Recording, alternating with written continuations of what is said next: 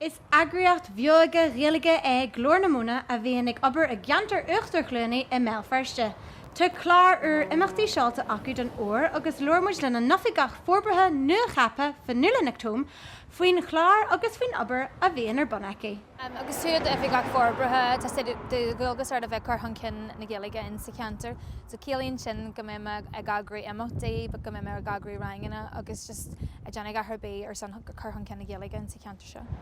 Tá pobl Gaelach aontainn de láidir in sa ceantar seo tá trí Gaelscoil lonaitheann seo Fionnuala agus Coláiste Farse tá sí sin sa ceantar seo cumáid. Tá pobl aontainn de láidir ar leith na Ghaeilge bíonn siad sin na gcónaí a gobar san na Ghaeilge agus aonanta dearfa ar a san cumáid. An seatan seo tá seolaí John Duggan ar chlár ar saginne chlár an uair Glór na Móna.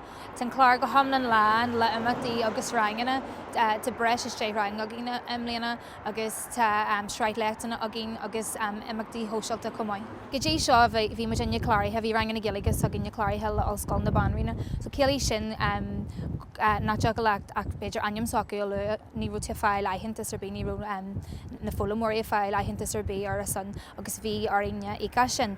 Bhí costas na bogar sin agus bhí an rud bhí sé costas at do muir na háte. So ghlaith mo dinne an cinniú mar eagraíocht go mé neos blach am léana. So dóis go jolinn na cosís a éislí agus mar háir sin tá bhhaid níos mó daoine chláirithe ar rangana sa gine am léana.